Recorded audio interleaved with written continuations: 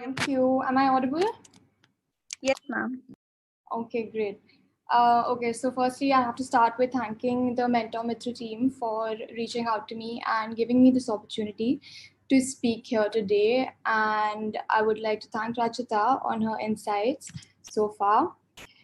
Okay, so since today's conversation is about mental and emotional well-being, I would like to just get started with exactly understanding what it means to be mentally healthy or emotionally healthy, right? Because there seems to be, the basic definition seems to be for people that the absence of a mental illness means that they are mentally healthy, whereas that is not true.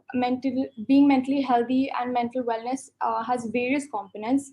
Emotional wellness is a part of being mentally healthy, psychological well-being, social well-being, and within those components there are multiple things. For example, understanding yourself, knowing what your needs are, knowing what your emotions are, being able to communicate your emotions correctly, and being able to even hear another person's emotions out and their own needs in an empathetic manner, knowing how to cope with challenges, knowing your strengths, but also knowing your limitations, knowing when to draw the line, when to draw a boundary, knowing how to draw a boundary. All of this is a part of mental and emotional well-being. And so um, being mentally healthy is not just an important topic for someone who has a mental illness. It's an important topic for all of us because all of us have mental health. And then the components that I just spoke about, they go on to influence various aspects of our life. For example, our productivity levels, our ability to relate with people, our relationships with our family members, with our friends, with our romantic partners, at work, with our bosses, colleagues, etc. Impacts our mood, it impacts our sleep, which can then impact our problem solving skills. It impacts what choices we make. And so that is why mental well-being is extremely important, because it has an impact on every sphere of our life. And if we don't give it the attention it genuinely deserves, and if we decide that it's just mental health and I can just suppress it or repress it, I can avoid it, I can just tune it out and it'll disappear, we can go ahead and think that, and maybe you will suppress it somehow, but your body won't. Your body will feel it for you, and your body will force you to pay attention, and these issues will go on to manifest themselves in physical forms. And those physical forms could be anything. It could be frequent headaches, it could be stomach issues, it could be gut issues, insomnia, muscle tension, difficulty breathing, trembling, high BP, all these things. And because we don't pay attention to the core reason why these are happening, we start to kind of treat these issues independently. And so if we're having a headache, we'll take a medicine for the headache. If the headache isn't going away, we'll go see a doctor. Or, if you're having a gastro issue, we'll go see a specialist, we'll get tests done, and those issues don't go away. And that's because there is another reason, and we're not addressing the reason for those issues. And so we will get blood tests, and we will get scans, and we will see specialist after specialist and doctors. And in the end, when we've run out of options and when we have feel defeated or hit rock bottom, that's when we decide to seek therapy. And in most cases, people don't even decide to seek therapy then. And even though therapists should be among the first few people you consider, they end up being the last, and in some cases not even that.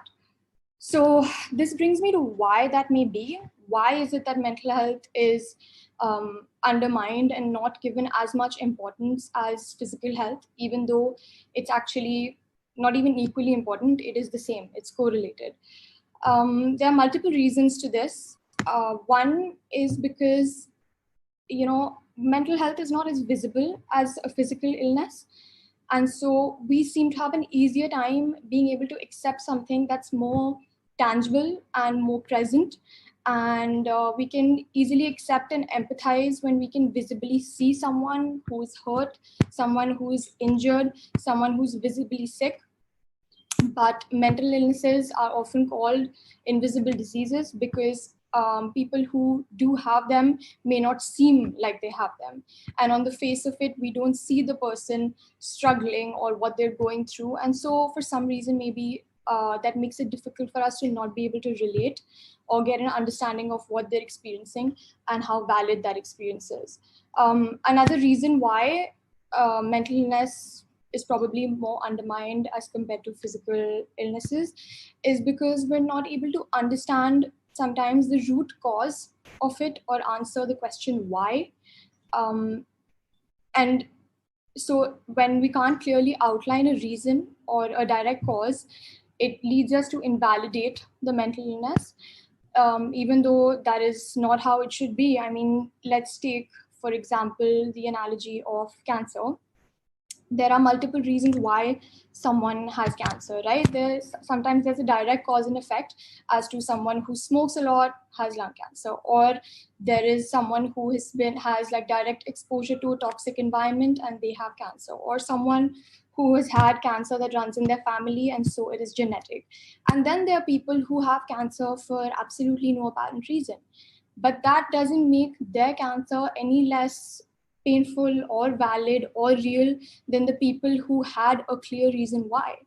And mental illnesses work the same way. There are various reasons, yes, and we can try to kind of neatly put them in boxes of a chemical imbalance or past life experience or trauma or whatever. But the reality is that it is a, a lot more complex than that, and there are things that happen to people which researchers and psychologists don't have an answer for, but that doesn't make their experience any less real or true. And that is something we need to understand, that it doesn't always have to seem like someone has a problematic past and so it is valid that they are depressed. That's not how it works. And of course, one of the main reasons for the underestimation of severity of mental illnesses is the stigma that surrounds it. At the end of the day, that stigma can come from ourselves, it can come from the people around us, it can be words which are just not helpful. For example, just get over it, or like you have to be strong, you just need to learn how to be strong, or everyone goes through it, I've been through it, but I was strong about it, and if I can do it, you can do it. And these things are not really helpful. And as it is, the person who's going through something is having a tough time, and then it becomes an added burden for that person to sit and have to tune out these conversations that other people are saying about it being a sign of weakness and it being a symbol of shame. And over and above what they're already dealing with, they have to deal with the responsibility of turning the volume down to that conversation and take that step of seeking therapy, which shouldn't be their job. It shouldn't be their added burden to have to tune out those people. It should be our job to be educated about it, to know how to respond to people when they come to us with an issue, to know how to be helpful, to know how to be empathetic to something like this. So yeah. Now, coming to the next topic that I'd like to cover, which is the pandemic and how the pandemic has directly impacted mental health and emotional well-being. Why is it that during the pandemic it has gotten so much worse, right? We all know that there are a lot more cases of mental illnesses. We all know that a lot more people are finally reaching out to seek help, but why exactly is that happening? And one of the way to understand this is to basically understand how stress and anxiety really works, right? So when we experience something or we're exposed to a particular stimulus, our brain perceives as dangerous, it deploys something known as a stress response, right? And that stress response releases this hormone called cortisol that alerts the body that it's in danger. And that is the basic understanding of stress response and what healthy anxiety actually is. And this stress response and anxiety actually exists, evolutionarily speaking, for survival purposes. It's what we need to survive, it's what we need to cope, it's what we need to be able to differentiate between what is dangerous and what is not. And so it is that healthy anxiety that motivates us to prepare for an exam that we are nervous about. It is that anxiety that makes sure we look on both sides of the road before we cross it, and so we need it. But what happens when, what is the explanation behind the people who have anxiety or panic for no apparent reason? And that happens because there are times when our brain incorrectly assesses a situation to be dangerous or threatening even when it's not. And that process is not a conscious process. It's not something that one can help. And the brain just picks up certain things from the environment and decides that they are dangerous and threatening and signals the body and releases the stress response and the cortisol hormone. And so the body thinks it's in danger.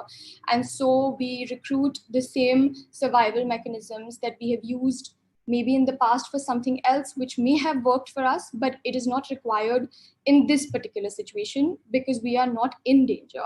And rather than being helpful, it ends up becoming a problematic response. That is where the concept of unhealthy anxiety comes in. Now, how does a pandemic lead to an increase in this unhealthy anxiety?